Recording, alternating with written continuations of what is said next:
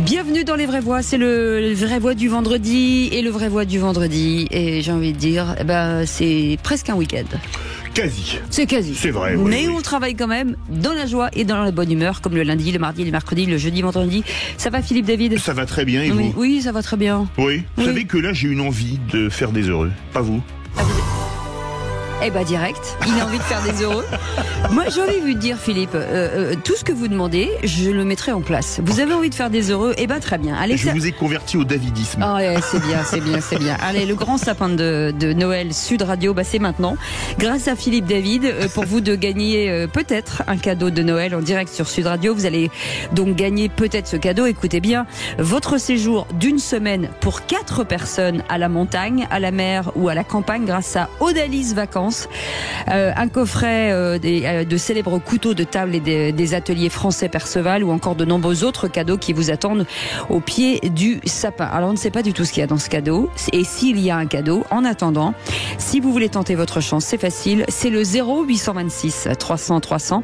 Vous pouvez d'ores et déjà appeler et attendez le chiffre entre 1 et 25. Benoît Perrin, un chiffre entre 1 et 25. Vite. 22. 22e appel au standard 0826 300 300 et avec nos auditeurs préférés, vous pouvez nous appeler aussi à ce numéro 0826 300 300 si vous voulez bien entendu participer au débat. En attendant, le sommaire de cette émission, le grand débat du jour, ce sera à 17h30, une bougie de Hanouka, la fête juive, allumée hier soir à l'Elysée en présence d'Emmanuel Macron. La scène provoque un tollé chez ceux qui y voient une entorse à la laïcité. Même le président du CRIF critique la séquence. C'était ce matin sur Sud Radio, mais le chef de l'État défend au contraire une cérémonie respectueuse de la République et de la Concorde, un signal de soutien face à la montée de l'antisémitisme, ajoute la première ministre Elisabeth Borne. Alors parlons vrai, est-ce que c'est une atteinte à la laïcité? Est-ce que vous attendiez à voir les bougies de Hanouka dans l'Elysée? Ou pourquoi pas une messe? Ou pourquoi pas l'Aïd? Qu'est-ce que vous en pensez? Est-ce que la laïcité, on la met un peu à toutes les sauces? Est-ce que pour vous, Hanouka à l'Elysée, c'est anti-laïque, symbolique, une faute politique et insignifiant? Pour le moment, vous dites avant tout une faute politique à 52%, c'est anti-laïque à 26%, c'est symbolique à 14% et c'est insignifiant, à 8%. Et notre expert du jour pour en parler, Salomon Malka, sera avec nous, ancien rédacteur en chef de l'Arche et auteur du livre Dieu, la République et Macron, publié aux éditions du Cerf. Et à 18h30, le coup de projecteur des vraies voix face au terrorisme. 65% des Français estiment qu'il faut adapter notre système judiciaire et prévoir des mesures d'exception dérogeant à nos principes juridiques et constitutionnels. Résultat de notre balise IFOP fiduciale pour Sud Radio, ça reste une opinion très majoritaire. C'est moins qu'en 2016 où 77% des sondés se disaient favorables à une telle adaptation de notre état de droit, Philippe. Alors parlons vrai, est-ce que vous vous sentez encore en sécurité en France? Est-ce que avec le niveau de vigilance Vigipirate qu'il y a aujourd'hui, vous pensez qu'il faudrait aller encore plus loin et changer l'état de droit avec, pourquoi pas, des tribunaux d'exception, comme il y en a eu à une époque en France. C'est d'ailleurs la gauche qui les avait supprimés en 1982. Pour lutter contre le terrorisme, faut-il mettre en place des mesures d'exception? Eh bien, pour le moment, vous dites oui à 74%. Je rappelle que pour l'IFOP, c'est 65% qui disent oui. Et on en parlera avec notre expert Jean-Philippe Dubrul, sera avec nous, directeur du pôle opinion et expertise, actualité et politique de l'IFOP. On vous souhaite la bienvenue, les vraies voix jusqu'à 19h. Les vraies voix Sud Radio. Et pour commenter cette actualité, comme tous les jours, Philippe Bilger, fidèle au poste, président de l'Institut. La parole, cher Philippe, vous êtes un petit peu la vigie, la ligne directrice de cette entreprise des vraies voix. Vous êtes adorable, Cécile, parce que ma ligne est parfois du zigzag. Oui, même dans la mesure. Si vous êtes en zigzag, d'anarchiste de droite. Exactement, Philippe David est en rondeur, cette ligne. Elle est ronde. Et Benoît Perrin est avec nous, directeur de contribuables et associé tout court. Exactement. Voilà, bonjour comment Philippe. ça va? Bonjour Cécile. Très bien. Bonsoir. On a enfin une bonne nouvelle dans l'actualité parce que vous avez vu que Notre-Dame va réouvrir dans 1 an. On a quasiment tous pleuré il y a 1 an pour de très mauvaises nouvelles.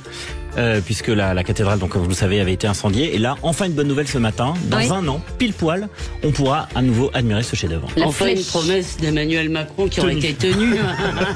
Et J'avais dit de manière très maligne, Elisabeth, Ouais. que n'étant pas là, on aurait beaucoup de temps de parole. Non, ça c'est original, Philippe, vous la faites à chaque fois. Hein. Mais à chaque fois, c'est vrai. Ça va, Elisabeth Lévy? C'est pas vrai puisque je suis toujours là. Ça va, Elisabeth? Oui, Ah oui. ça va et je suis sûre que monsieur comprendra Pardon. Votre micro est trop Mon haut. micro. Voilà, faut le baisser un peu, vous serez voilà. mieux comme ça. C'est D'accord. Je comprends ce que cette allusion fine à ma petitesse. Mais non. Vous êtes petitophobe. Non, pas du tout. Alors, vous savez, moi qui mesure 1m82 dans ma tête. Hein, Donc je voulais. Et moi aussi, je suis une grande blonde dans ma Oui. tête. Et moi, je me fais des catogan dans ma Et tête. donc je voulais dire que mon retard est essentiellement dû à Madame Hidalgo, car ça fait pas à peu nouveau, près ça non 2 plus. ans que la porte Alors, Dauphine est en travaux. donc. Elisabeth, personne s'était rendu compte que vous n'étiez pas là, parce qu'on ne l'avait pas dit. Si, Philippe Bilger avait balancé. Dis donc, mais quelle méchanceté. Alors C'est pas qu'Elisabeth possible. est toujours Oui. à l'heure. Allez. Normalement, oui. Oui, c'est vrai. À l'heure de quelle, je sais pas. En tout cas, bref, allez, 0826 300 300, notre répondeur sur lequel vous laissez des messages tous les jours. Écoutez. Sud Radio, bonjour, Philippe Fontainebleau. J'ai écouté le petit échange là sur les gens qui auraient du talent et pas de talent. Selon Madame de Gois, Madame de Gois, citez-moi quelqu'un qui pour vous dans le monde politique d'aujourd'hui aurait du talent ou a eu du talent. Me citez pas Hollande, je vais rigoler. Merci. Alors, c'était pas tout à fait la question. J'avais dit hier à Françoise de Gois, je lui avais posé la question à Philippe Bilger et à Nos Vraies Voix en disant, est-ce qu'on peut estimer que quelqu'un a du talent même si on ne partage pas ses idées? Voilà, c'était la question qu'on avait posée hier et à laquelle Françoise a dit non. Voilà, non, ok. Mais il serait intéressant, en effet, Françoise, on ne lui a pas demandé hier, elle considérait, si j'ai bien saisi, que Gabriel Attal n'avait pas de talent, mais je suis persuadé qu'elle en prête à certains. Il faudra la cuisiner. J'allais dire un terme un peu grossier, la titiller la prochaine fois. Tiens, Et Elisabeth surtout, on Lévy. pourrait estimer, d'ailleurs, surtout en parlant de Françoise de Grove, que Jean-Luc Mélenchon a du talent. Oui. Et que par ailleurs, On ne ça partage n'empêche pas qu'il devient complètement Certains ne partagent cinglé. pas les idées. Oui, c'est ça. Et pareil pour la chanson, c'est vrai que si on n'est pas complètement de gauche, c'est compliqué d'aller voir le cinéma, c'est compliqué d'apprécier la chanson, puisque a priori une grande partie d'entre eux quand même partagent des idées qui sont pas toujours celles qui sont autour de la table, et pourtant on les apprécie. Donc je pense que oui, on peut largement apprécier des gens qui ne pensent pas comme nous, et on peut apprécier le talent, que ce soit politiquement, que ce soit dans tous les domaines de la vie. La question, Vraiment. pardon, C'est Cécile qui avait posé cette question très intéressante. J'allais la créditer, encore une fois, lui rendre hommage sur ce plan, parce que hier, on allait un peu plus loin, Elisabeth. On n'était pas loin de distinguer aussi le talent d'autres qualités. Le talent, pour Jean-Luc Mélenchon, c'est bien plus que du talent qu'il a quand il est bien. En forme. C'est le talent, c'est enfin bref. Mais il a aussi du talent. Je peux me prononcer juste là-dessus. Mais vous avez il a raison. beaucoup de talent politique et voilà. Excusez-moi, on peut être de droite et aimer Ferrat. Hein. Mais bien sûr. Oui, mais quel rapport. Je pense François de Gaulle disait qu'on ne pouvait pas admirer, penser que quelqu'un avec qui on n'était pas d'accord avait du talent. Potemkin ou etc. C'est des chansons quand même très orientées à gauche. Et on peut penser que c'est des belles chansons. Parfois, on trouve que vous avez du talent. Et Dieu sait si on vous aime pas. Allez, soyez les bienvenus. Merci pour cet aveu. C'est les vraies voix. C'est l'heure des vaches, les vraies voix le vendredi. Vous restez avec nous dans quelques instants. Félix Mathieu, les 3 mots dans l'actu. Et avec vous, Philippe Bilger, le réquisitoire du procureur. On parle de quoi ? Contre ceux qui sont contre le Rassemblement national, mais le font monter. Allez, à tout de suite. Maintenant, on en parle dans un instant. Bienvenue, les vraies voix jusqu'à 19h. Bienvenue dans les vraies voix. On est ravis d'être avec vous comme tous les jours avec Philippe David, avec ce numéro de téléphone que vous connaissez bien, 0826 300 300 pour participer à notre débat, et on reviendra dans quelques instants justement sur cette bougie de Hanouka qui a été allumée hier à l'Elysée en présence d'Emmanuel Macron qui fait débat. En attendant les 3 mots dans l'actu dans quelques instants. Bonsoir Félix. Bonsoir Cécile, bonsoir tout le monde. De quoi parle-t-on dans un instant ? Des vitraux du 21e siècle bientôt sur Notre-Dame, de cette bougie d'Hanouka allumé à l'Elysée, et puis de Vladimir Poutine. Il rempile, figurez-vous, sans grande surprise, un candidat à sa propre succession l'année prochaine. Et en 3 mots ? Eh bien, ça donne vitraux, Hanouka et Kremlin. Et tout de suite, le réquisitoire du procureur. Les vraies voix Sud Radio, le réquisitoire du procureur. Philippe Bilger. Et vous voulez requérir, monsieur le procureur, contre ceux qui déplorent la normalisation du Rassemblement national. Oui, parce qu'il y a eu, on a vu récemment une enquête qui montrait que une forte progression du Rassemblement national, avec surtout le fait qu'un certain nombre de Français le considéraient maintenant comme un parti de gouvernement. Ensuite, j'ai entendu parler d'Elisabeth Borne qui disait « Je ne crois pas à la normalisation du RN ».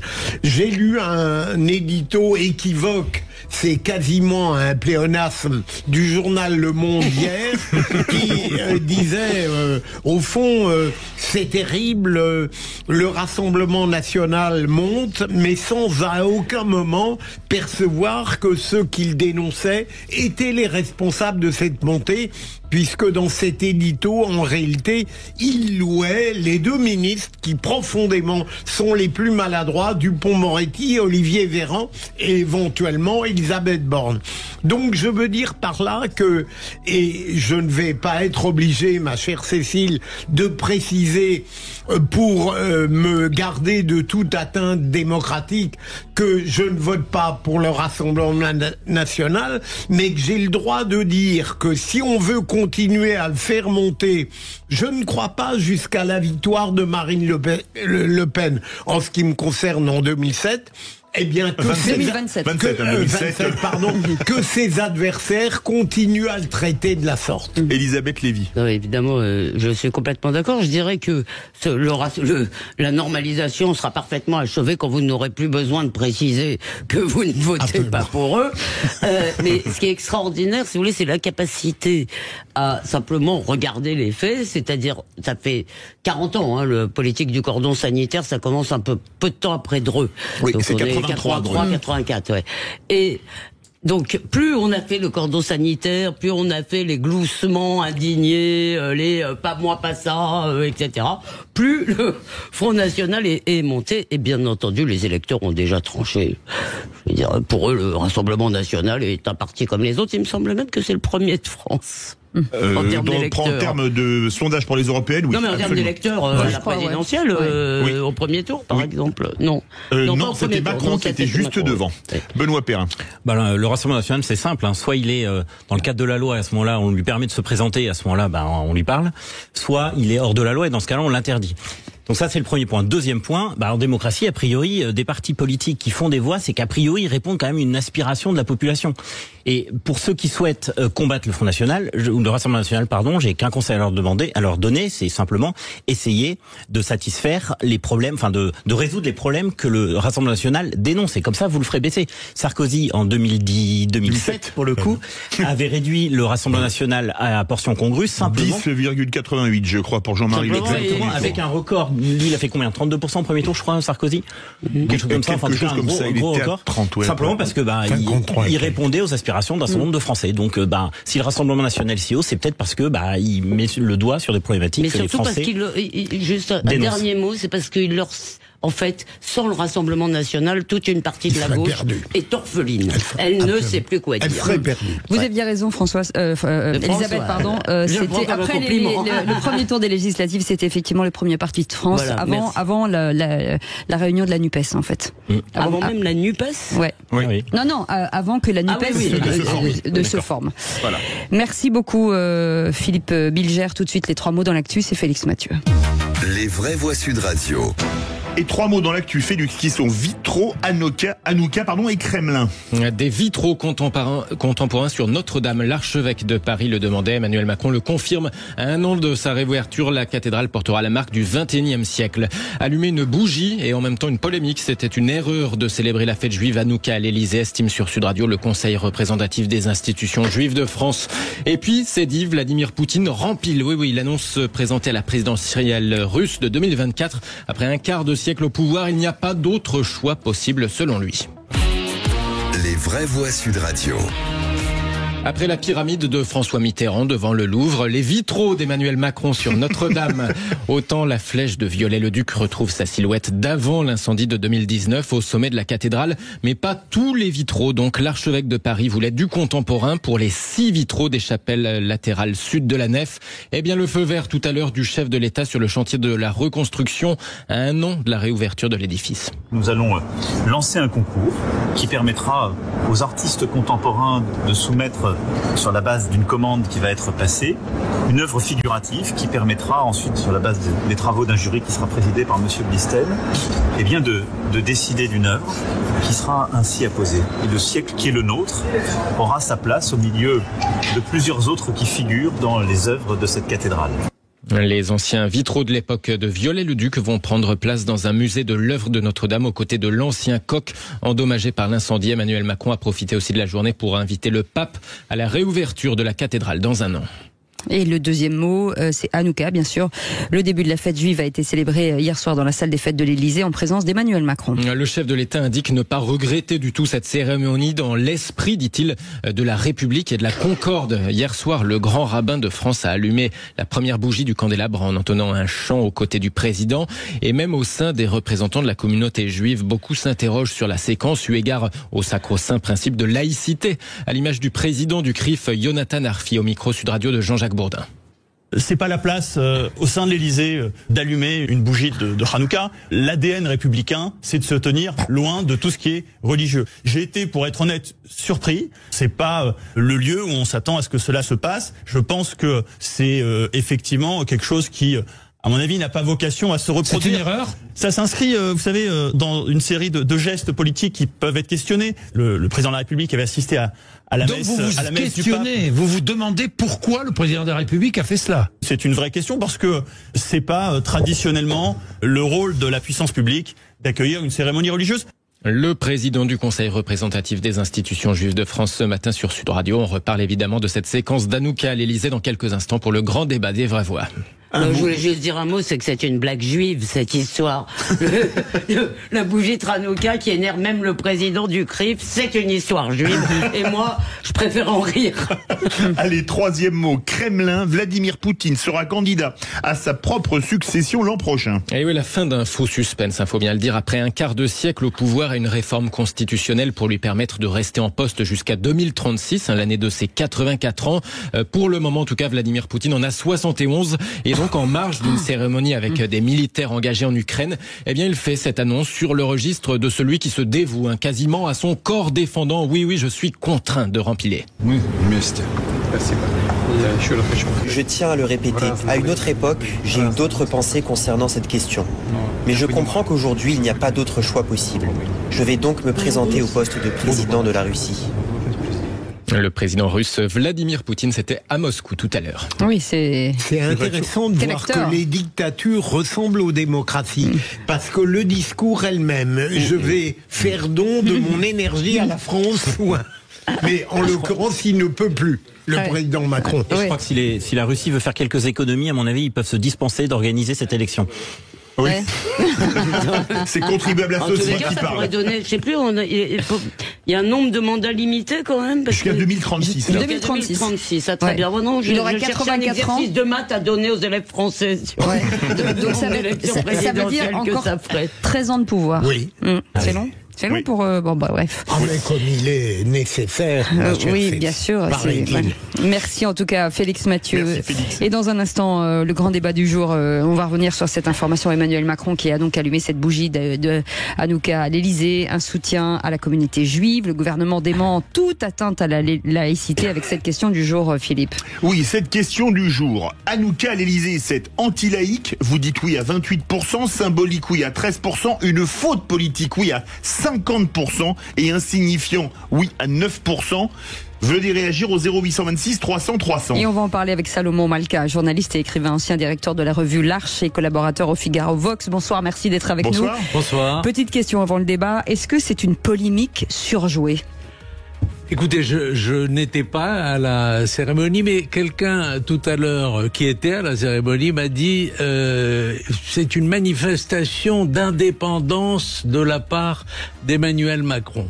J'ai pas très bien compris ce que ça signifiait. Je ne crois pas que ce soit une comédie. Je disais une polémique surjouée. En fait, de la classe politique finalement, de s'insurger. Est-ce que c'est surjoué ? Je crois simplement que ça n'était pas une bonne idée. Allez, on en parle dans un instant. 0826 300 300. On est ravis de vous accueillir jusqu'à 19h, les vraies voix, et bienvenue sur Sud Radio. Les vraies voix Sud Radio, 17h-20h, Philippe David, Cécile de Ménibus. Les vraies voix jusqu'à 19h. C'est avec Elisabeth Lévy, c'est avec Benoît Perrin et c'est avec Philippe Bilger et bien entendu Philippe David aussi. On est obligé de le garder. Qu'est-ce que vous voulez C'est ce qu'on appelle faire sa BA. Oui, je ne sais pas dans quel sens en tout cas. Et, non, mais ça va, Cécile, on sait bien que vous rêvez qu'on vous laisse seul avec Philippe Bilger. Dire qu'on parle de la fête des Lumières. Très bon. Allez, bienvenue à tous. Mais la signification de Hanouka, c'est inauguration et c'est transmission aussi. Donc, et évidemment, il y a la lumière. Il n'a pas la lumière dans toutes les pièces, en tout cas, lui. Allez, tout de suite, le grand débat du jour. Les vraies voix Sud Radio, le grand débat du jour.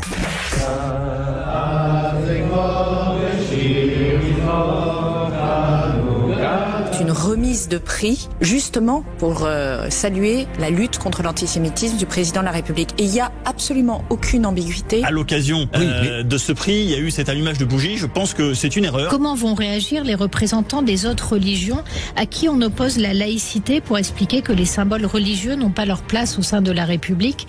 Comment est-ce qu'on défend la laïcité quand on se comporte ainsi? Et donc cette bougie de Hanouka allumée hier soir à l'Élysée en présence d'Emmanuel Macron. La scène provoque forcément un tollé chez eux. Ils y voient une entorse de la laïcité. Même le président du CRIF ce matin sur Sud Radio a critiqué cette séquence. Mais le chef de l'État défend au contraire une cérémonie respectueuse de la République et de la Concorde.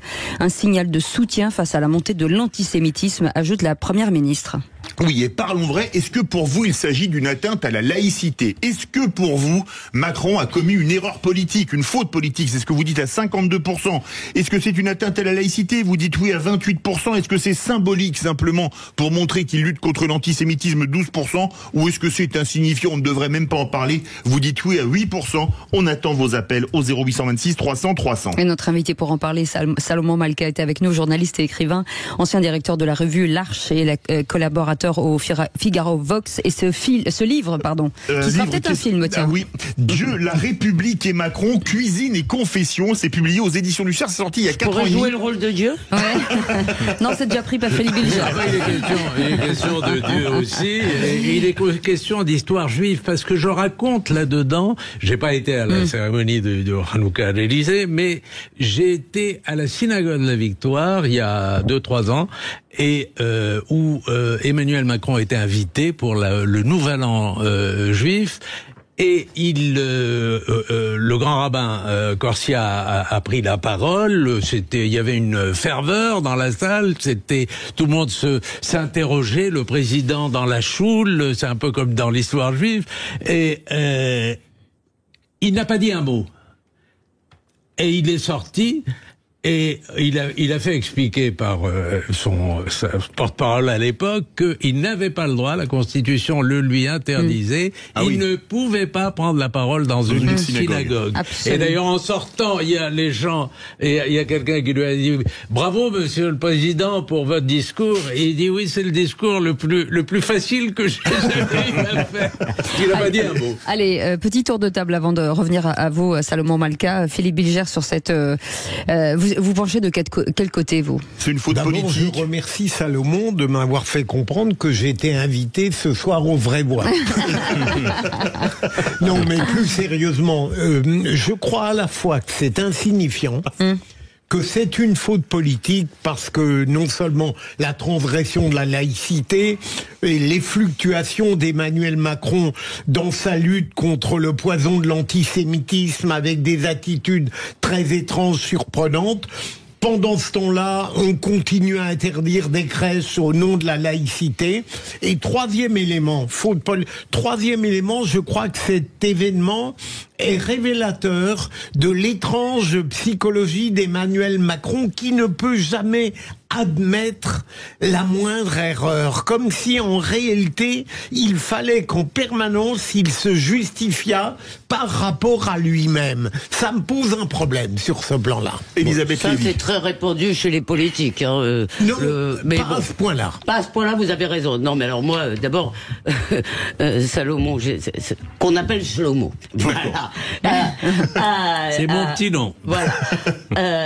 A dit que quelqu'un lui avait dit que c'était un signe d'indépendance. Oui, c'est un signe d'indépendance par rapport à notre Constitution. Deuxièmement, il nous prend, et là je vais dire nous, les Juifs, pour des buses. Donc, il refuse. Moi, c'est pas qu'il soit pas allé à la marche, si vous voulez. C'est simplement qu'il n'a pas voulu être en première ligne dans la lutte contre l'antisémitisme parce qu'il avait peur de froisser je ne sais qui. En fait, je sais, mais bon. Ce qui d'ailleurs est une insulte pour les je ne sais qui. En fait, je pense qu'il y a beaucoup de musulmans qui sont eux aussi contre l'antisémitisme, et je l'espère, et je ne vois pas pourquoi il faudrait se cacher pour mener ce combat. Et dont certains étaient à la marche, d'ailleurs. Et comme il n'a pas voulu s'associer à cela, c'est après la petite claque, le petit câlin.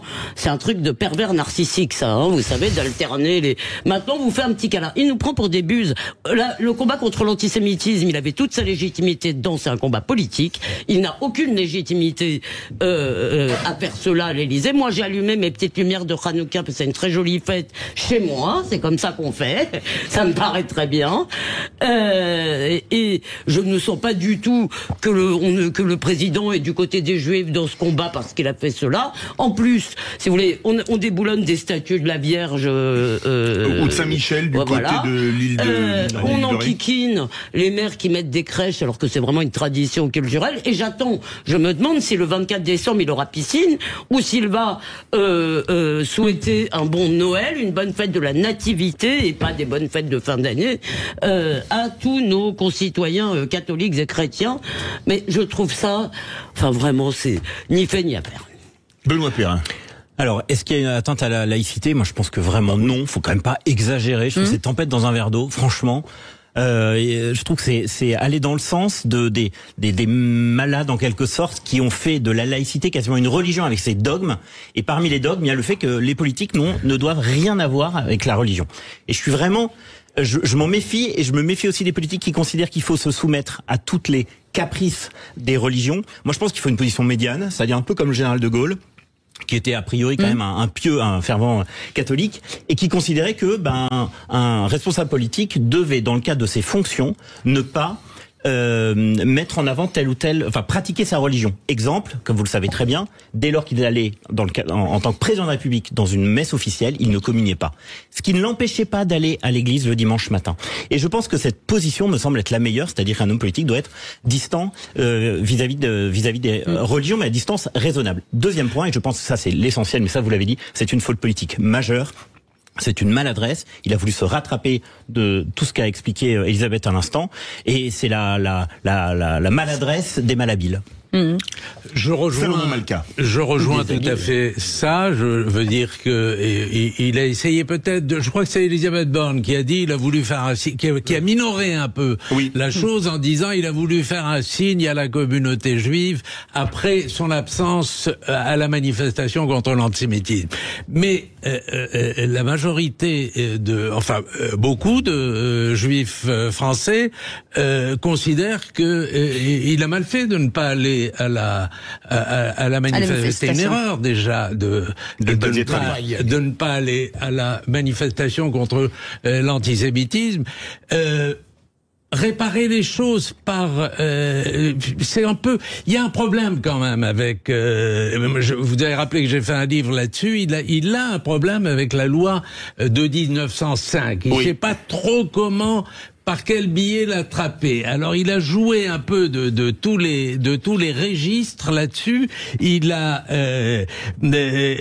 tantôt il veut modifier la loi de 1905, la remanier, la réinitialiser, et tantôt il veut sauvegarder ce périmètre, et c'est un pilier. La loi de 1905 est un pilier. Ça c'est quand même un peu embêtant. Il a promis à plusieurs reprises un grand discours sur la laïcité. J'ai pas l'impression que ce discours ait été tenu jusqu'à présent. Et donc pour vous, c'est une entorse à la 1905 quand même. Oui, pas c'est une entorse à... Oui, je pense que c'est une entorse à la loi de 1905. Excusez-moi. Si vous voulez, dans le livre, je parle de... j'évoque le cas de la fameuse scène mythique de les obsèques de Johnny Hallyday, où il est là, il est devant la tombe, il prend le goupillon et il le repose. Et il le repose. Et il prend le goupillon. Il commence le signe de croix, il hésite, et puis il reprend et il le donne à sa femme.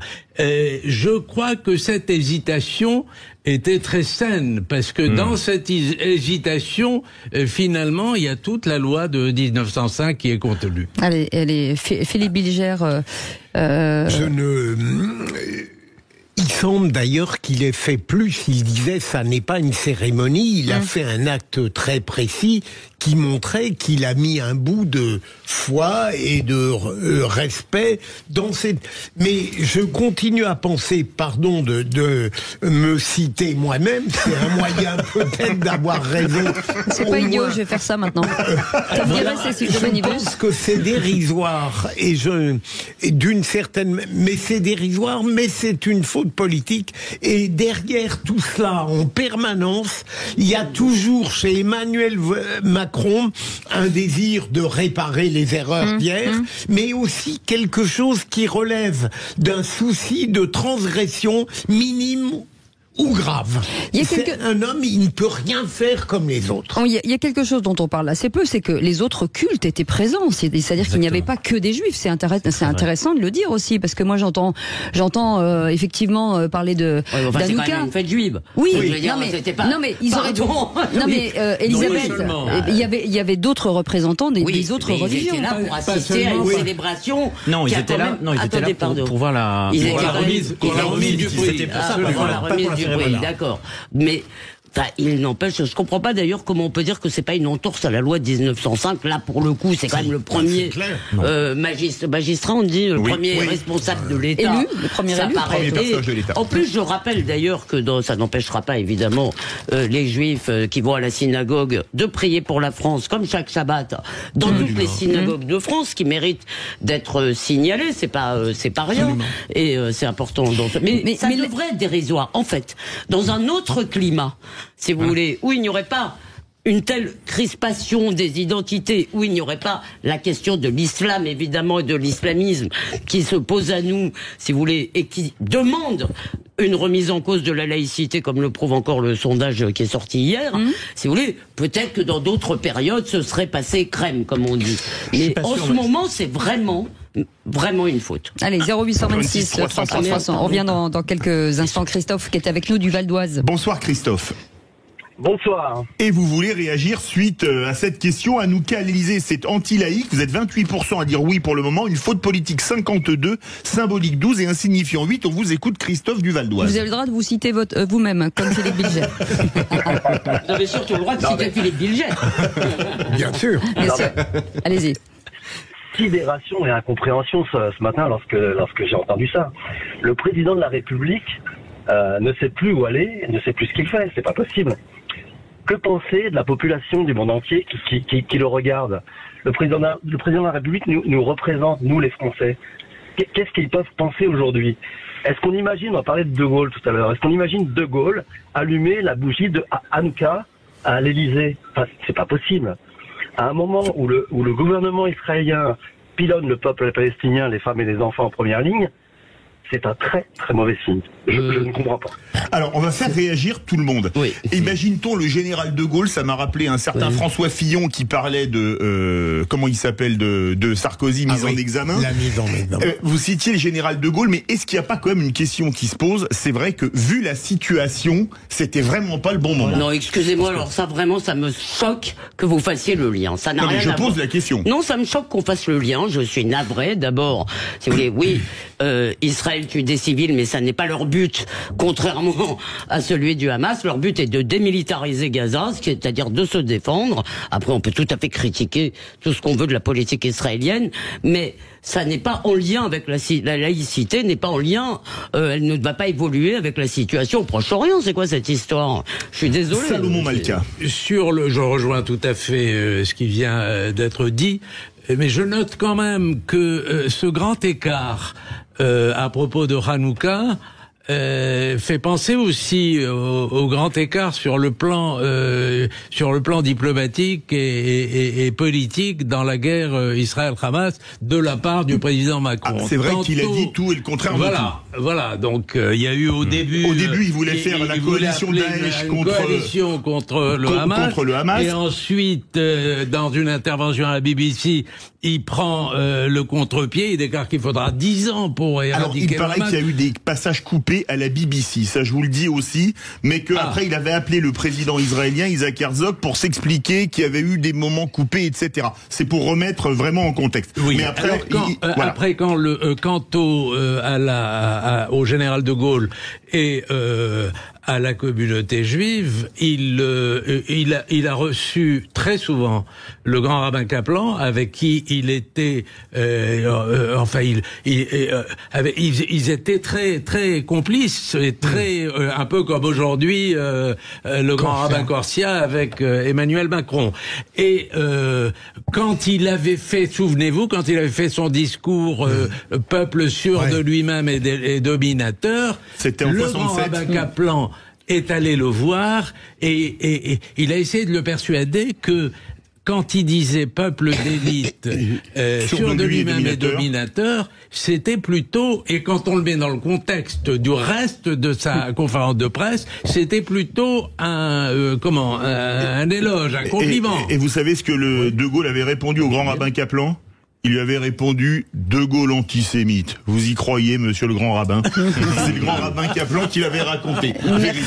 Merci beaucoup Salomon Malka d'avoir été avec nous, un journaliste et écrivain. Sauf s'il veut faire le qui c'est qui l'a dit. Ancien directeur de la revue. On veut nos chances.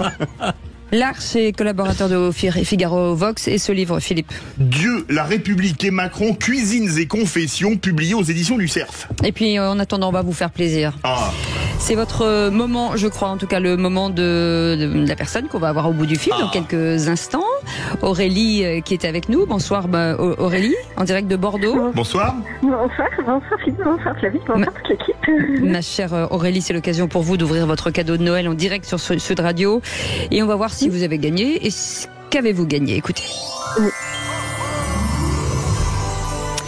Eh bien, vous venez de remporter, puisque vous êtes la 22e au standard, votre coffret d'une valeur de 300 €, comprenant une sublime enceinte connectée, la Bubble Lamp Design avec un chargeur à induction, votre enceinte radio étanche pour écouter Sud Radio, bien entendu, et uniquement Sud Radio, et on viendra vérifier, avec d'autres surprises design et connectées. C'est la marque Lexon qui vous l'offre grâce à Sud Radio. On est très heureux de pouvoir vous offrir ce joli cadeau, chère Aurélie. Merci beaucoup, je suis très contente. Merci beaucoup. À 15 jours de Noël, c'est un beau cadeau, hein? Absolument. Ah oui, c'est un très beau cadeau. Vous écoutez Sud Radio régulièrement? Non, oui, jamais. Non, à peu près tous les jours. Ah voilà, on est très heureux en tout cas. Très heureux. Vous allez la partager avec quelqu'un, vous la gardez pour vous? On est d'accord, vous la gardez pour vous? Je la garde pour moi, oui. Pour moi. Vous avez bien raison. On n'est jamais si bien servi que par soi-même. On vous soi-même, fait d'énormes bisous. Et puis on vous souhaite un très joyeux Noël de la part de Lexon, bien sûr, et de Sud Radio. Restez avec nous dans un instant.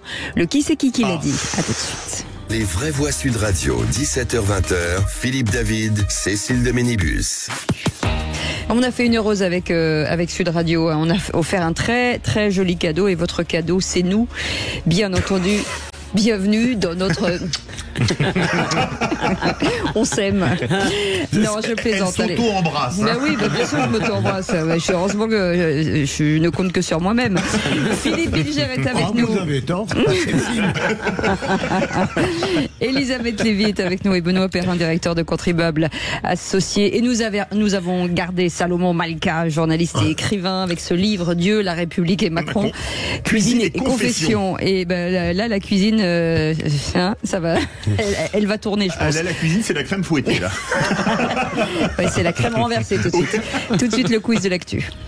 Les vraies voix Sud Radio, le quiz de l'actu. Avec Christophe qui nous appelle du Val d'Oise. Christophe, c'est vous qui jouez en premier. Vous connaissez le principe. Si vous n'avez pas la bonne réponse, c'est les vraies voix qui répondent à votre place. En clair, les vraies voix qui s'entretuent, on peut le dire littéralement. Non. Ça va être poignard. délicat.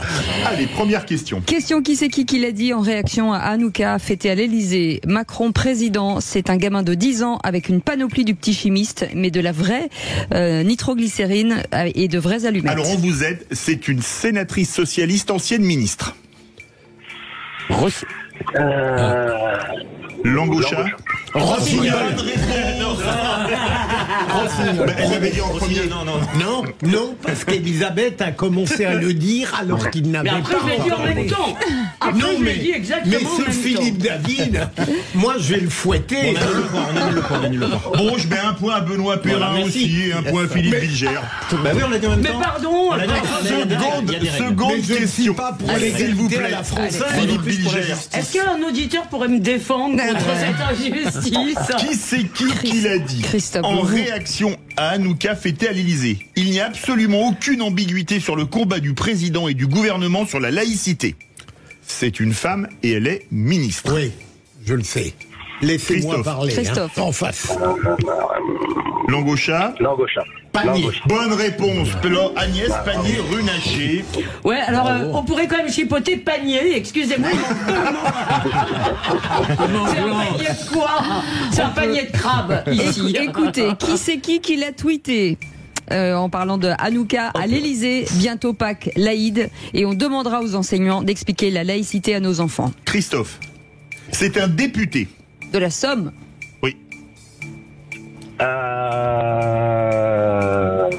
Du groupe de Mélenchon. Oui, c'est ça. Absolument. Je cherche son nom. Rue. Ruffin. Voilà, Ruffin. Philippe Bilger, lui, fait le tableau d'affichage tout seul. Il regarde comme dans un western. 3. Il s'arbitre lui-même. Qui Mais c'est il lui a mis en plus, alors qu'on l'avait tous. Qui c'est qui Faut l'a mettre à dit? Alors je vous Christophe. préviens, ce Non, n'est mais pas faut un mettre homme. un point à Christophe. Un point à Christophe Oui. aussi. Ouais, oui. bien sûr. Qui c'est qui l'a dit? Alors je vous préviens, ce n'est pas un homme politique, Allez, c'est vite. un des plus grands penseurs français. Les fluctuations présidentielles sur le poison de l'antisémitisme et la lutte à mener contre lui finissent par exaspérer. Un des plus grands intellectuels Oui, français. largement. Et même, on pourrait dire le plus grand. Christophe, le plus grand intellectuel français. Comment? Non, pas Philippe. Non, c'est Michel Philippe Onfray. Bilger. Non, c'est Philippe Bilger. Il a levé la main dès le début. Non mais là il est pas. Non mais Il a le droit de jouer. Il a le droit de jouer. Franchement. Et moi j'ai pas le droit d'avoir les cadeaux de Noël. Il y a eu des précédents. Non mais il a le droit de jouer. Moi j'ai pas le droit d'avoir les cadeaux de Noël de Sud Radio. Non mais ça. Les amis. Christophe, dernière question, écoutez bien. Qui c'est qui l'a dit à la communauté juive? Je me sens abandonné par ceux que j'ai défendus toute ma vie. Jamais nous n'avons manqué à notre devoir, ni aux principes qui le fondent. Christophe. Vite. Langoucha. Mélenchon. Bonne réponse collégiale. Incroyable. Bon bah je vous avoue que c'est Philippe Bilger qui a gagné. On va dire que s'il vous plaît, j'avoue que l'idée de citer Philippe Bilger vient de Cécile. Oh bah tiens, ça m'étonne. Elle est adorable. Et que ça prouve les connivences de Truande dans le qui c'est qui Non, l'a non, dit non, qu'il y a non, entre les deux. Attendez, C'est la seule fois où je gagne sans l'aide de Cécile. Alors, non, ce que je veux dire, c'est qu'il y a quand même beaucoup de gens qui tweetent et qui ne se souviennent pas de leur tweet. C'est ça qui me, je me suis dit, bon, bah, lui, visiblement, il s'en souvient. Voilà. Merci Christophe d'avoir Merci joué avec Christophe. nous. Merci à vous. On vous fait un énorme bisou, Christophe. Les enfants, j'étais pour vous. Merci. Merci. Allez. Bravo pour la liberté de parole. Merci beaucoup à vous. Merci, on est vous très en embrasse retard. et on vous souhaite un joyeux Noël. Dans 10 minutes, le tour de table de l'actu avec vous, Elisabeth. Décidément, je ne vais pas y arriver. Allez-y.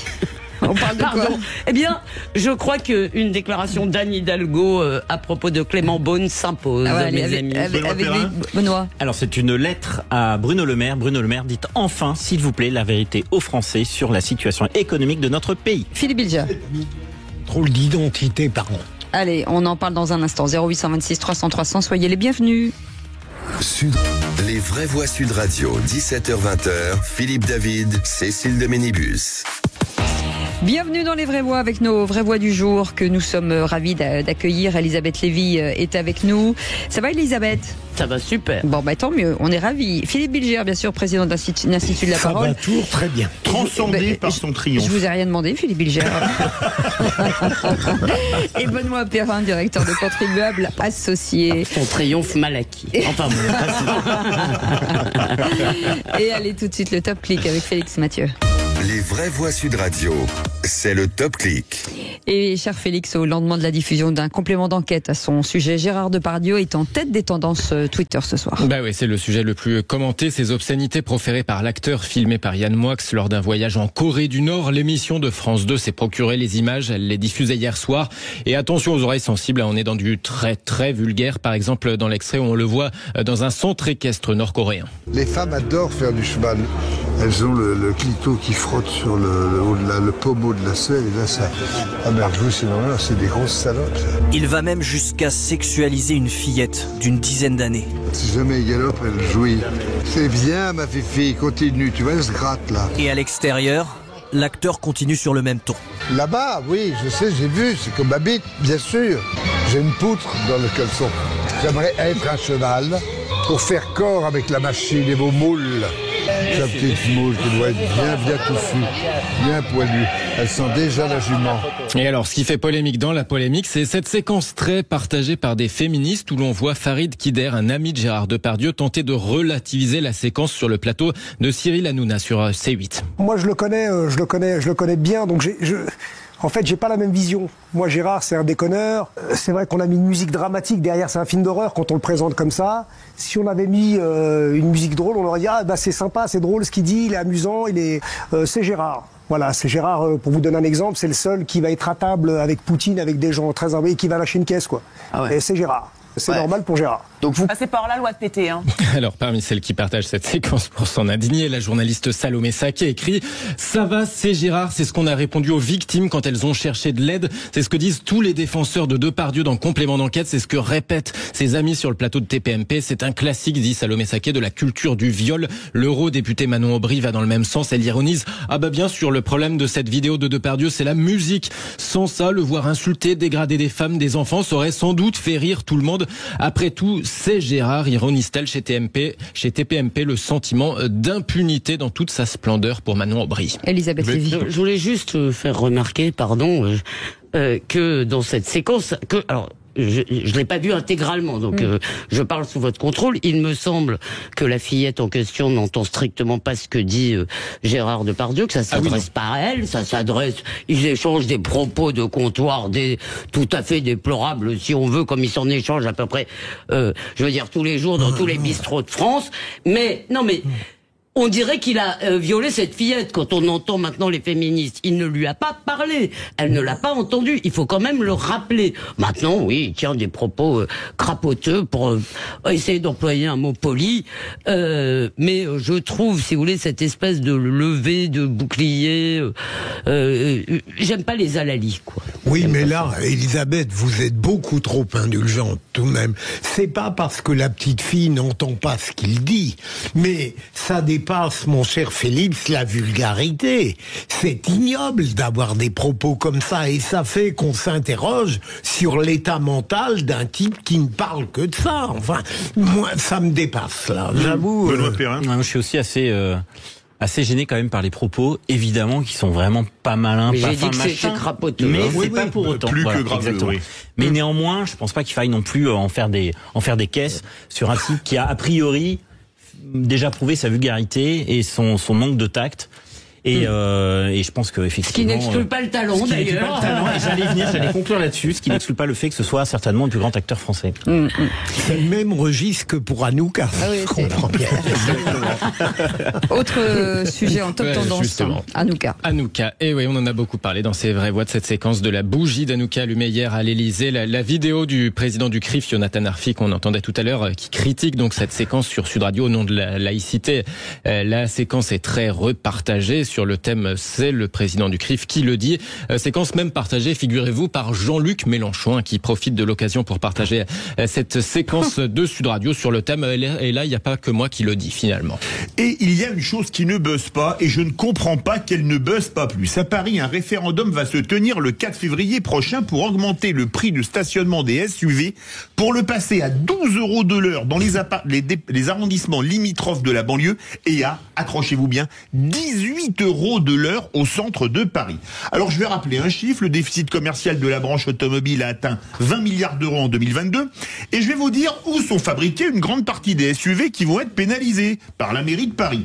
C5 Aircross, Citroën à Rennes, DS3 et Opel Mokka à Poissy, DS7 à Mulhouse, 3008 et 5008 à Sochaux, Scénic à Douai, Yaris Cross, donc Toyota à Valenciennes. Pourquoi ? Parce que ce sont des véhicules qui ont encore pas mal de valeur ajoutée et qu'on peut encore les produire en France, contrairement aux autres qui viennent de Maroc, de Roumanie, de Slovaquie ou de Tchéquie ou même de Chine. Mais pas de problème, quand la demande se sera effondrée, si jamais ces usines étaient appelées à fermer, ce que je ne souhaite évidemment pas, les mêmes élus de gauche hurleront aux salauds de patrons qui virent de pauvres ouvriers alors qu'ils auront tout fait pour causer un cataclysme industriel et social. Comme disait Bossuet, Dieu se rit des hommes qui se plaignent des conséquences alors qu'ils en chérissent les causes. Vous êtes d'accord, Benoît Perrin ? Je suis 1000 fois d'accord avec ce que vous venez de dire, Philippe. Hidalgo mène une fronde, mais sans nom, contre les automobilistes, quels qu'ils soient. Là, j'ai lu qu'a priori, elle va réduire la vitesse du périphérique à 50 km/h. Enfin, je veux dire, c'est absolument impossible pour des gens qui travaillent à l'extérieur de Paris, qui ont besoin de travailler, comme nous tous, et qui doivent se rendre aujourd'hui à Paris. C'est devenu une ville absolument invivable, quoi. Enfin, je veux dire, l'automobiliste est devenu une espèce de bouc émissaire maintenant. On tape sur le propriétaire. Et on tape, voilà, exactement, sur l'automobiliste, qui sont, je crois, deux icônes, qui sont deux vaches à lait aujourd'hui pour le. Elisabeth. Alors moi, ce qui me frappe, c'est que Madame Hidalgo a-t-elle fait un référendum pour nous imposer ces pistes cyclables absolument partout dans Paris? A-t-elle fait un référendum pour ces plots immondes jaunes? A-t-elle fait un référendum pour les rues qui changent de sens au milieu et tout le temps? Est-ce qu'elle a fait un référendum pour nous rendre la vie impossible? Et maintenant, si vous voulez, elle croit s'attirer comme ça un succès d'estime avec ses SUV, mais moi je vais évidemment voter pour les SUV et j'invite tous les Parisiens à faire de même. Allez, vous restez avec nous. Dans un instant, le tour de table de l'actu des vraies voix. Avec vous, Philippe Bilger, on revient sur quoi? Les 48 millions de contrôles d'identité en France. Avec vous, Elisabeth Lévy, Madame Hidalgo. Désolé, oui. Absolument. Et avec vous, Benoît Perrin. Sur l'économie française qui est en berne, et il faut le dire. Et voilà, 0826 300 300, réagissez quand vous voulez, c'est les vraies voix jusqu'à 19h.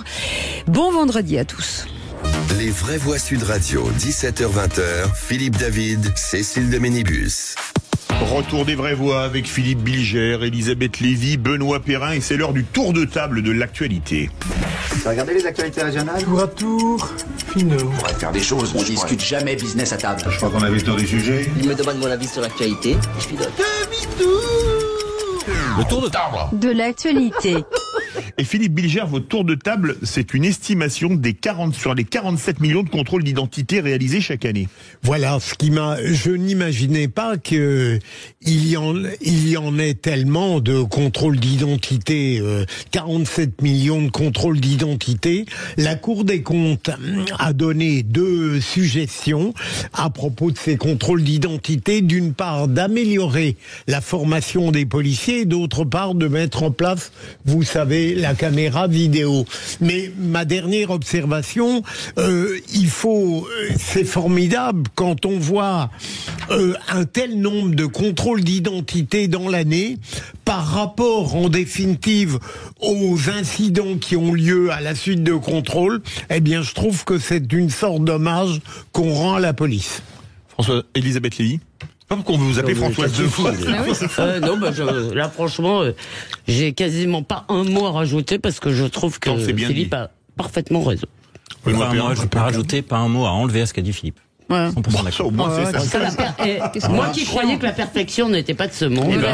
Excusez-moi, mais j'avais raison, c'est le plus grand esprit ça français. va être Stéphane maintenant, comme il fait Berne. Ouais. Oh là là. Ah, mais dis donc, elle est d'une facilité. Elle est un peu davidienne. Ce que j'allais dire, c'est du plagiat. À ce niveau-là, c'est du plagiat. Très bien, Elisabeth. Puisque vous êtes là, Stéphane Bern, Dites-nous toute la vérité sur l'état de l'économie française avec vous, Benoît Perrin. Alors, chers amis de Sud Radio, savez-vous que l'INSEE a de l'humour? Et oui, fin octobre dernier, à la grande stupeur des économistes, elle annonçait une croissance de plus 0,1% au 3e trimestre 2023. Et puis, il y a quelques jours, stupeur puis tremblement, l'INSEE revient, sans le dire trop fort, sur son estimation et la patatras, le chiffre est de moins 0,1%. Oups, la boulette. Exactement. Alors justement, les mêmes économistes estiment, à partir des indicateurs avancés de l'économie, que, a priori, la récession est pour demain. Quand on parle de récession, vous savez, c'est lorsque 2 trimestres de suite, les chiffres de la croissance sont négatifs. Et là, on va y arriver. Pourquoi? Parce que tout va mal. L'inflation décélère. On est à peu près à 3,5% quand même. Les faillites d'entreprises explosent. Le chômage repart à la hausse. Le bâtiment voit à peu près 300 000 de ses emplois menacés. La consommation des ménages est fragile. Bref, rien ne va. Et pourtant, le gouvernement ne dit rien de la situation véritable de l'économie française. Donc on ne peut, je crois, qu'inciter le gouvernement à dire aux Français la vérité. L'économie va mal. Il faut absolument prendre les mesures qui s'imposent, puisque sans baisse des dépenses publiques, sans baisse des impôts, sans baisse des charges qui pèsent sur les entreprises et sur les salariés, on ne pourra jamais retrouver de la croissance. L'urgence est là. La croissance économique dépend des décisions du gouvernement. Il faut vraiment ouvrir les yeux. Philippe Bilger. Est-ce que vous êtes d'avis, Benoît, lorsque la note a été maintenue, est-ce que vous êtes de l'avis de certains qui disaient que c'était au fond pas une bonne nouvelle pour la France? Alors c'est effectivement une nouvelle catastrophique pour la France. Alors on explique ce que c'est. C'était une agence de notation, Standard & Poor's, qui risquait de dégrader la note de la France le week-end dernier. Voilà, et qui finalement ne l'a pas fait. Absolument. Alors on sait que les agences de notation ont noté des produits toxiques il y a quelques années AAA. Donc les agences de notation, a priori, on peut avoir un peu de recul par rapport aux notations qu'elles donnent. Et deuxièmement, et là vous avez encore une fois raison Philippe, c'est que le maintien de cette note, justement, maintient dans le formol, en quelque sorte, les mesures à prendre pour redresser la France. Autrement dit, puisque les agences de notation n'ont pas sanctionné la France, le gouvernement ne va rien faire. Moi, je voudrais quand même ajouter un mot à ce que vous avez dit. Je suis désolé, ça dépend aussi des Français et du fait qu'ils voudraient bien travailler. Parce que notre problème, en réalité, c'est qu'on ne produit pas. C'est que nous avons une économie fondée sur la consommation, tirée par la consommation. Nous subventionnons d'ailleurs la consommation, peut-être pas assez, mais on produit d'après Bavray, je crois, moins d'un quart des produits manufacturés que nous consommons. La preuve par l'automobile, les chiffres que je donnais, 20 milliards de déficit, ont été à 12 milliards, je crois, d'excédent au début des années 2000. Ça dépend pas que du gouvernement, ça dépend aussi du fait que les gens arrêtent de pleurnicher en pensant toute la journée qu'ils travaillent trop. Toujours très optimiste, Bavray. Petite parenthèse assez amusante. Il y a le rapport de la Cour des comptes, là, il y a la semaine dernière, sur les 35 heures dans la fonction publique. C'est la blague quand on a mis en place les 35 heures, c'est de dire, les 35 heures, on va y aller mollo, on va faire d'abord 32 heures, après 33 heures, après 34 heures, après 35 heures. C'était DSK qui avait dit ça. Et là, et en fait, le dernier rapport de la Cour des comptes montre qu'en fait, il y a la majorité, en tout cas, des fonctionnaires ne travaillent même pas 35 heures. Les solutions, c'est quoi? Les solutions, c'est de au moins faire sauter le verrou des 35 heures, puisqu'en fait, que ce soit la droite ou la gauche, en fait, comme une espèce de logique de cliquer, personne ne veut revenir dessus. Mais ça veut dire quoi? Revenir aux 39 heures? Il faut au moins revenir aux 39 heures, exactement. Il faut donc baisser les dépenses de fonctionnement de l'État. Il faut baisser drastiquement les impôts qui pèsent sur les entreprises et sur les particuliers. Il faut faciliter l'investissement dans les entreprises. Il y a plein de mesures à prendre. Oui, mais avons-nous les moyens de faire ça? On a les moyens de faire ça, à condition de baisser les dépenses. Ça permettra effectivement de baisser les impôts. Mais on dit que les 35 heures n'existent plus depuis longtemps. Alors non, si, la preuve, c'est qu'aujourd'hui, quand vous embauchez quelqu'un, c'est quand même en tout cas quand il n'est pas cadre, c'est sur la base de 35 heures. Et si vous voulez l'embaucher plus de 35 heures, il faut des majorations de salaire et de charges sociales. Allez-y, Elisabeth. Non, je voulais faire mon tour de table. Mais non, mais c'est après la pub. Non, c'est juste après la pub. Vous avez un peu de temps. Oui, c'est pour ça qu'on a le temps de bavarder. Je voudrais poser une question très courte au Benoît Perrin. Moi, quand j'entends le ministre de l'économie et des finances, j'ai l'impression qu'il est dans la méthode Coué, tout va toujours très bien. Est-ce que c'est pas hallucinant? Là, il est sorti du bois en disant il y aura plus de vignettes. Oui, exactement. C'est quelle annonce. Mais c'est vrai qu'on a souvent l'impression quand on écoute les gouvernants, mais ça c'est depuis longtemps, c'est qu'on parle de sujets justement un peu futiles. En revanche, l'essentiel, en l'occurrence l'économie en tout cas à mes yeux, eh bien, on n'en parle jamais, et donc du coup, on se retrouve dans une situation qui est catastrophique. Oui, mais avec peut-être des gilets jaunes demain, avec des tensions sociales monstrueuses, parce que quand les gens, on le sait bien, ont du mal à finir les fins de mois, y compris ceux qui travaillent, parce qu'en fait, le vrai sujet de la France, c'est aussi ça, c'est-à-dire que même les gens qui travaillent ont du mal à finir leur fin de mois, on se retrouve avec des révolutions potentielles. Oui, mais là, encore une fois, je ne suis pas sûr que si quelqu'un se présente aux élections en disant « nous sommes en faillite, il va falloir travailler plus, vous aurez moins de prestations sociales, etc. » Je ne suis pas sûr que cette personne va être élue. Donc, la méthode Coué, non mais, parce que on a raison, évidemment, de critiquer les gouvernants, mais je pense que, parfois, il faudrait aussi être capable de critiquer les gouvernés, de nous critiquer, nous. Mais je suis d'accord. Car nous achetons, c'est nous qui votons, nous achetons ces bobards, nous achetons, nous sommes très contents, et surtout, nous sommes drogués à l'argent public. Exactement. Voilà. Oui, voilà. C'est... Et comme toute drogue, c'est toujours difficile de s'en départir. Effectivement. Ce sera vous dans quelques instants. Allez, on fait une petite pause. Les vraies voix aujourd'hui avec Elisabeth Lévy, Philippe Bilger et Benoît Perrin. À tout de suite, on fait une pause. Les vraies voix Sud Radio, 17h-20h, Philippe David, Cécile de Ménibus. Les vraies voix, ravis de vous avoir et merci de votre fidélité. Philippe Bilger est avec nous, Elisabeth Lévy est avec nous et Benoît Perrin aussi, contribuable associé. Le tour de table de l'actu d'Elisabeth Lévy est tourné vers la mairie de Paris, Elisabeth. Oui, enfin c'est encore un propos d'Anne Hidalgo qui m'a fait bondir. Alors je vous fais un petit résumé. Il y a eu une polémique avec Clément Beaune. Pourquoi ? Parce que Anne Hidalgo s'est inquiétée en disant que tout était en retard pour les JO, comme si elle n'était pas du tout partie prenante d'ailleurs, mais enfin bon, et que on n'y arriverait pas, notamment pour les transports. Effectivement, les Parisiens, les Franciliens voient bien les chantiers absolument partout. Alors, Clément Beaune a dit que c'était pas bien, qu'il fallait se retrousser les manches plutôt que de cracher sur notre pays en disant qu'on est nul et qu'on n'est pas prêt. Et là, alors ça n'a pas plu à Madame Hidalgo. Et que dit-elle ? Extrême droite. Pourquoi ? Parce qu'il a dit cracher sur notre pays. En vrai, il y a aussi dans leur contentieux, il y a le périph' à 50 km/h. Oui. Hein. En plus, Clément Beaune, qui lui connaît peut-être pas directement, mais en tous les cas, il a entendu parler du pays profond et des gilets jaunes, et il sait que ce genre de mesure peut mettre le feu aux poudres en plus. Eh bien, cette expression cracher sur notre pays, que nous dit Madame Hidalgo, c'est parce que je suis pas assez française. Non, mais franchement, je veux dire, il faut qu'elle se taise. C'est plus possible d'entendre de tant d'âneries, qui d'ailleurs, je l'ajoute à votre florilège de tout à l'heure, cher Philippe. Allez. Est-ce que c'est pas mettre l'extrême droite à toutes les autres, accuser Clément Beaune, qui est de la gauche de l'AREM, qui vient même, enfin de Renaissance, pardon, qui vient même du PS, le qualifier d'extrême droite, c'est un peu quand même... Surtout que lui-même passe assez souvent son temps à glisser sa détestation de l'extrême droite, même quand la question ne la concerne pas directement. Mais c'est grotesque, vous avez raison, Elisabeth. Mais au fond, un jour, il y aura un miracle. Anne Hidalgo dira quelque chose de pertinent. Enfin, moi, je pensais à un autre miracle, d'ailleurs, c'est qu'un jour, Anne Hidalgo ne sera plus maire de Paris. Et ça... J'ai été trop déçu. Je ne l'espère plus. Alors, l'autre miracle, c'est que je connais deux grands intellectuels. Je connais du coup Philippe Bilger, et puis je vous invite à lire le dernier bouquin de Mathieu Bock-Côté qui s'appelle Le totalitarisme sans le goulag, dans lequel il explique très bien cette mécanique de l'extrême droitisation des adversaires qui fonctionne extrêmement bien. Donc on n'est pas dans une société où on enferme les gens vraiment dans des prisons.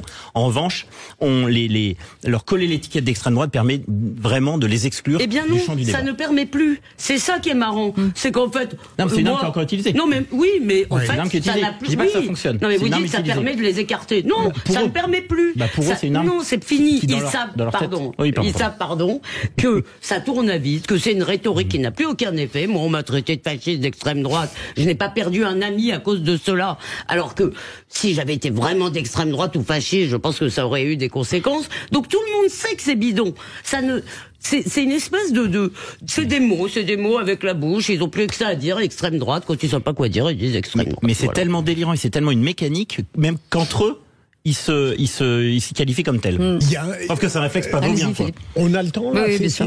Il y a une petite anecdote qui n'a évidemment pas de rapport avec l'élévation de vos deux pensées, mais c'est le chanteur Vianney qui s'est fait reprocher d'avoir eu, et on ne sait pas si c'est le cas, en tout cas, à un moment donné, on évoquait une amitié qu'il pouvait avoir avec Geoffroy Lejeune. Eh bien, il a éprouvé le besoin de dire je ne veux pas rentrer dans vos salades. Il aurait pu tout simplement répondre mais vous me fichez la paix. Et je vous voilà. C'est ça qui mettre la politique partout. Ouais, mais alors il y a quand même aussi parfois il y a une espèce quand même, on peut essayer de chercher une espèce de logique, de rationalité cachée. Ce qu'ils accusent en général, ce qu'ils taxent d'extrême droite, c'est tout ce qui est trop français à leurs yeux. Tout ce qui est franchouillard, tout ce qui est la France des provinces, la France des... Ce qui est dommage, parce que c'est tellement bien d'être franchouillard. Moi, je suis super franchouillard. Mais si vous voulez, pour eux, ils sont encore dans cette espèce de fantasme. Si vous voulez, vous avez des élites, n'est-ce pas, tellement élégantes, qui parlent anglais, comme nous le savons, comme Madame Hidalgo, que vous avez certainement entendu sur Sud Radio.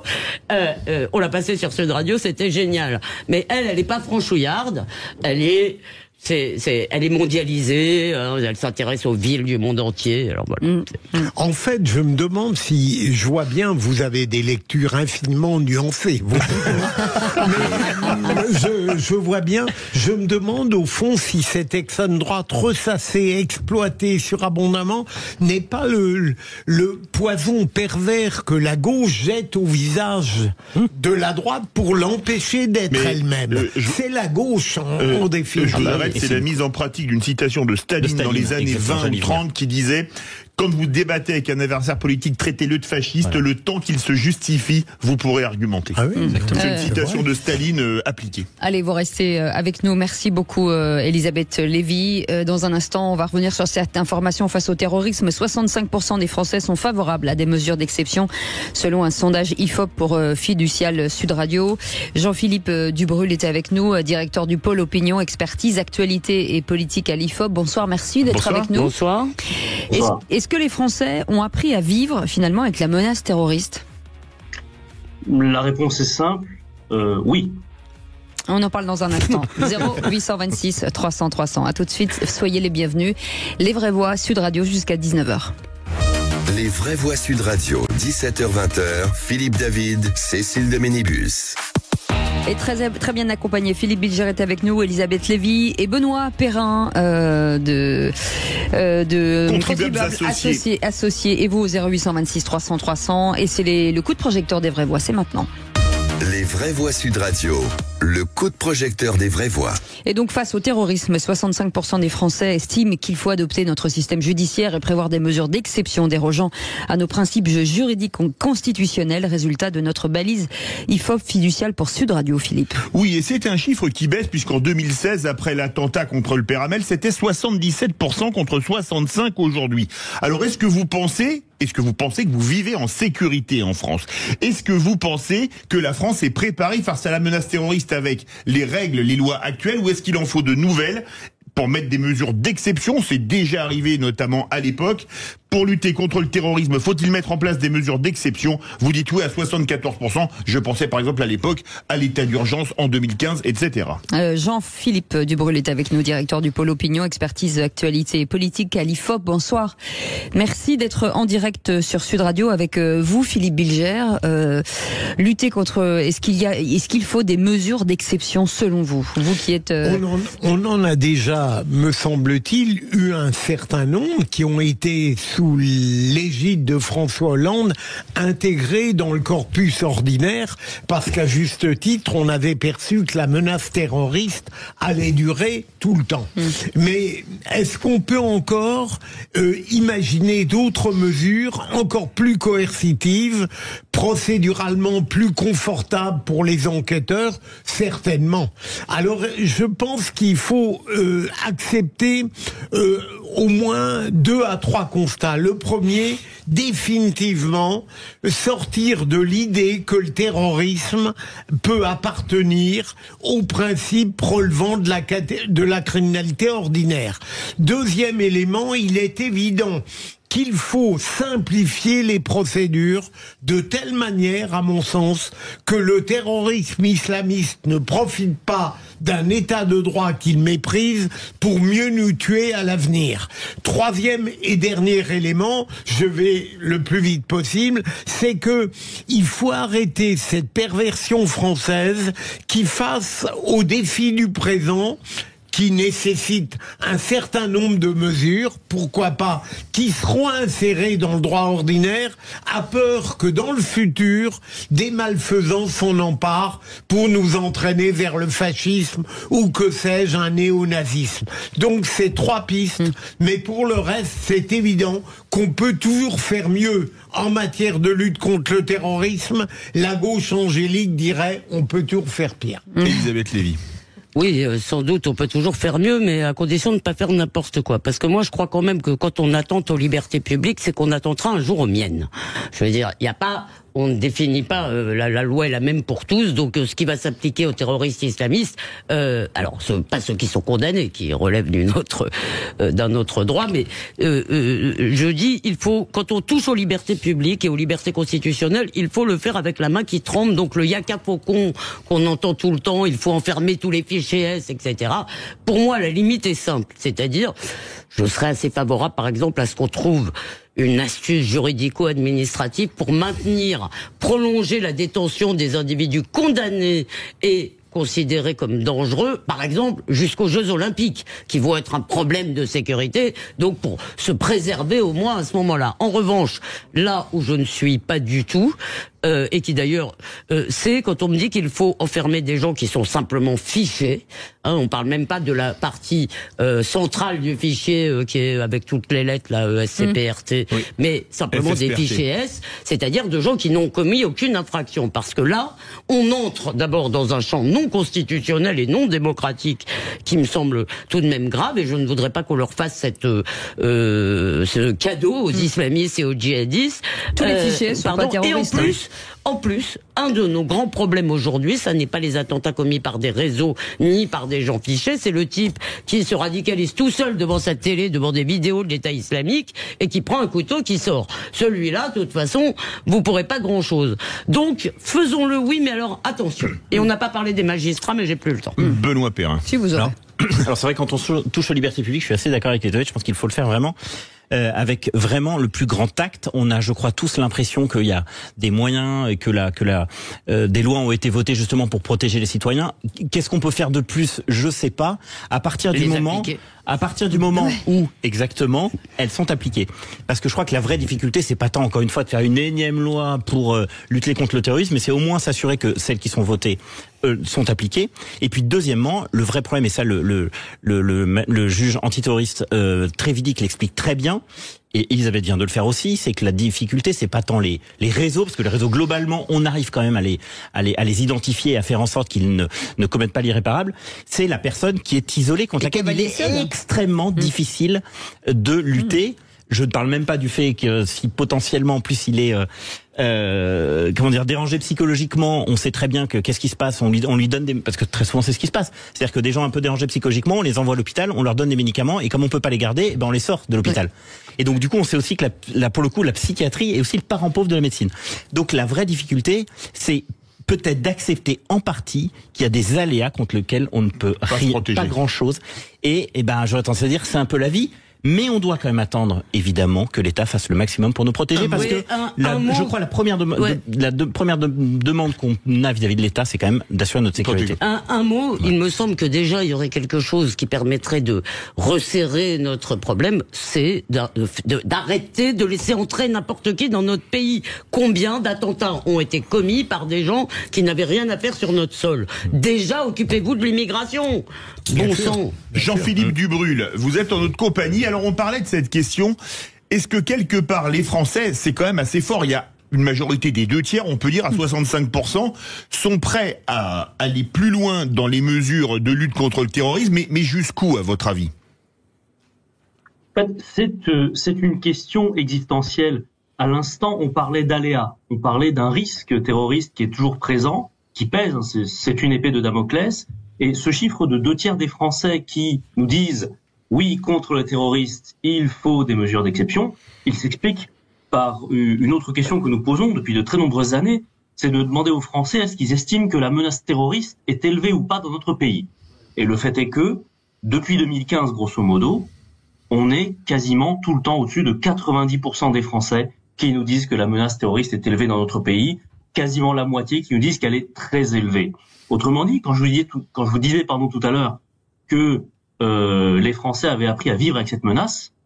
En effet, c'est le cas. C'est-à-dire que avant, il n'y avait pas ce regard des Français qui nous disent la menace terroriste est très élevée et de manière constante. Il y a quasiment jamais de relâchement. La fois la plus récente où il y a eu du relâchement, c'était juste avant l'assassinat de Samuel Paty. Et c'est reparti à la hausse. Donc tout ça pour dire qu'on est dans un climat, depuis un certain nombre d'années, où les Français prennent pour acquise la menace terroriste, la craignent toujours, et dès lors que vous leur mettez sur un plateau, vous leur proposez, faut-il ou pas, des mesures d'exception pour limiter, combattre, réduire cette menace, forcément, vous avez une majorité de personnes qui se rangent à cette opinion-là. Jean-Philippe Dubrulle, est-ce qu'à votre avis, les Français sont très conscients du fait que une démocratie peut vigoureusement se défendre sans se renier, ou est-ce que vous avez chez certaines catégories de citoyens des aspirations à d'autres formes de régime ? Alors, on a des enquêtes là-dessus, notamment des enquêtes sur le régime démocratique globalement et l'attachement à certains principes démocratiques. Et il est vrai que dans notre pays, il y a une partie de la population de 20 à 25% de personnes, de manière assez transversale sur l'échiquier politique, même si elles sont plus représentées à la droite de la droite. Mais on a une part de la population, en tout cas tentée par une forme d'autoritarisme, c'est le minimum qu'on puisse dire, ou en tout cas d'action très forte et sans trop de protection, j'allais dire sans trop de chichi. Il y a une part de la population qui est tentée par cela, mais qui c'est une aussi du durcissement, opinion c'est ça que vous dites. Oui, d'un durcissement et peut-être d'une simplification des procédures au prix de plus de vérification. Mais c'est aussi une opinion qui survient après des années, voire des décennies, de relative impuissance de l'État, c'est-à-dire une impuissance de la puissance publique, en fait. Et forcément que plus vous enchaînez ce climat-là, où finalement les actions semblent insuffisantes en intensité ou en nombre, forcément vous créez une attente dans une partie du pays d'actions plus radicales. Benoît Perrin. Est-ce que dans les études d'opinion que vous faites, vous observez que les gens, justement partant du fait qu'ils ont quasiment acté qu'ils ne pouvaient plus rien attendre de l'État, sont de plus en plus favorables au port d'armes individuelles, puisqu'on voit bien que dans les directeurs de clubs de tir le disent tous en disant mais c'est extraordinaire depuis 3-4 ans. Exactement, les inscriptions explosent pour justement que tel ou tel Français puisse avoir chez lui légalement une arme. Donc autrement dit, est-ce que vous sentez dans l'opinion une montée, un basculement, voilà, exactement. Alors pour le coup, c'est une tendance qu'on ne questionne pas, premièrement, parce que c'est vrai que c'est assez nouveau, mais dans le faisceau d'indices qu'on peut avoir sur d'autres enquêtes, on relève pas forcément de tendance chez les Français à chercher des méthodes pour se protéger eux-mêmes individuellement. Voilà, là on parle des armes à feu, ça pourrait être dans le cas du terrorisme, c'est pas forcément super adapté, mais ça pourrait être des cours de self-défense, par exemple. Ça pourrait être des stages on est sur une autre dimension, mais on a parlé il y a quelques années du survivalisme ou des choses comme ça. Et en tout cas, dans tous ces moyens de se dire, je vais me débrouiller tout seul maintenant, dans ce qui est relatif à ma propre survie, on parle de la vie, tout simplement, ça, on ne mesure pas forcément, encore en tout cas, de basculement en ce sens. Après, peut-être, je ne nie pas qu'il y ait des frémissements, mais en tout cas, ils ne sont pas encore assez massifs pour être enregistrés par nos instruments, si vous voulez. Elisabeth Lévy. Oui, je voudrais prolonger la question de Philippe Bilger. Aristote, oui.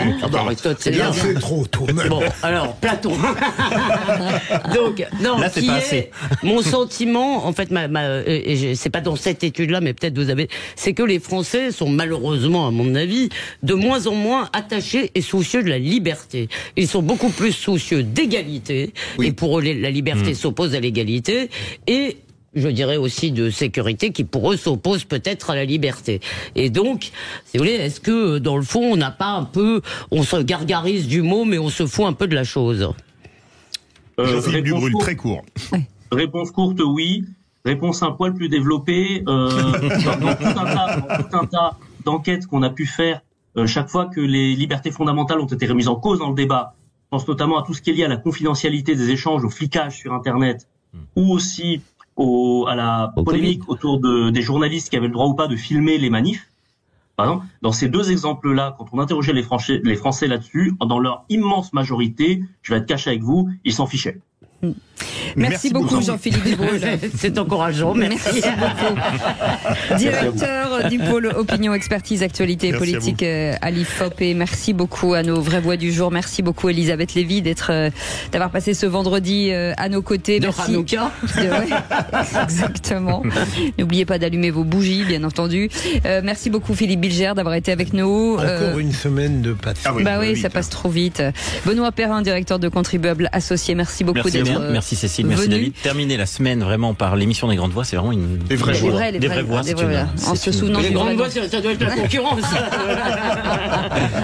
On vous souhaite un très joli week-end. On se retrouve demain lundi. Lundi, vous on retrouve mardi, Cécile, c'est ça? Ah oui, je suis pas là lundi. Et vous n'êtes pas là lundi. À quel titre, ma chère Cécile? Parce que j'anime une très belle soirée qui s'appelle La Nuit du Bien Commun, où nous allons lever de l'argent pour des associations. Si c'est humaniste, je ne discute pas. Absolument. Voilà, c'est de l'engagement. Bravo. Tout de suite, merci à vous Cécile, merci à notre formidable équipe. Tout de suite, les incontournables de la gestion de copropriété avec Thomas Binet et Philippe Loiselet. Et ensuite, on va parler Oval. Et merci à notre équipe pour cette belle semaine. Passez un bon week-end. Salut, à lundi, à mardi.